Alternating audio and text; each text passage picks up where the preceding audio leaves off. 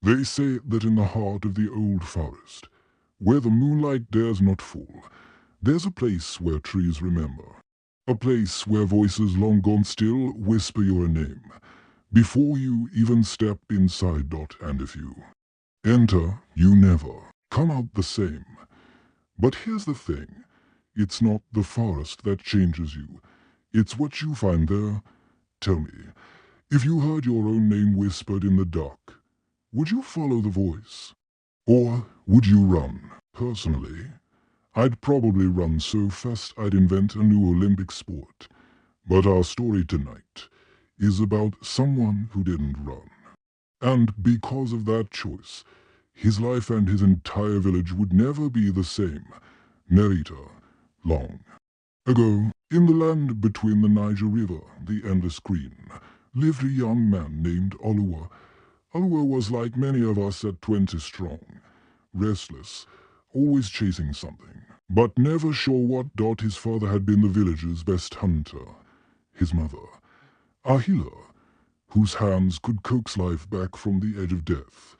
But Oluwa, he was neither hunter nor healer. He was a dreamer, and in his dreams he often saw the forest of whispers. The elders warned every child, do not wander into that forest, for the spirits there speak only truth, and truth can break a man. One night, under the full moon, the voice came, soft, calling, Oluwa, come. He froze, the hairs on his neck stood.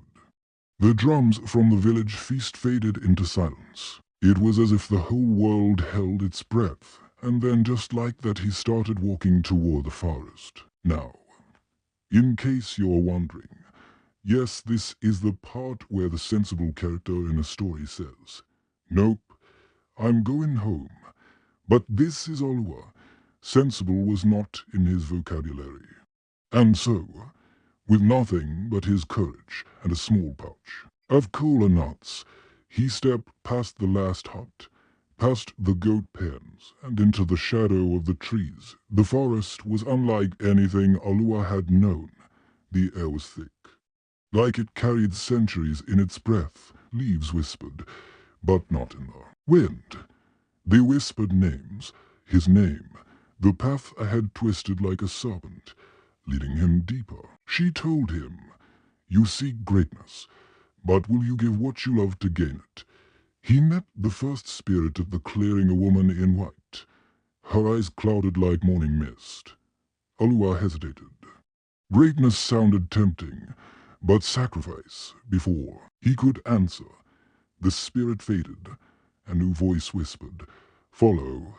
At this point, I'd be asking the spirits for a map, maybe an Uber. But no, over. He keeps walking. Trial 2. He crossed a river that flowed uphill, guided by the river guardian, a giant fish with scales like bronze. The guardian warned him, the truth you seek may burn more than the lies you carry. Do you still wish to know? Oluwa's answer was a single word. Yes, transition, step by step. Question by question, the forest stripped away his fears until he reached the heart, the place where whispers became voices. And voices became faces. And there, standing before him, was someone he never thought he'd see again. It was his father, not as flesh and bone, but as spirit. The man spoke no greeting, only a challenge. You search for a purpose. My son, but purpose is not given. It is earned, and you must decide. His father showed him two visions. One, a life of comfort, but emptiness. The other, a path of service to his people, filled with hardship, but honor. Oluwa knew his choice, and with that choice, the forest let him go. By let him go, I mean, it threw him out, literally. One moment he's in a mystical clearing, the next face first in the goat pen. From that day, Oluwa became the voice of his people. He warned, guided, and led them through famine and flood.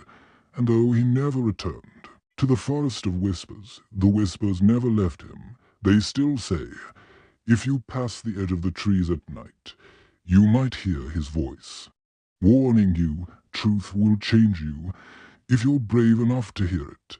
So, if the forest called your name tonight, would you go?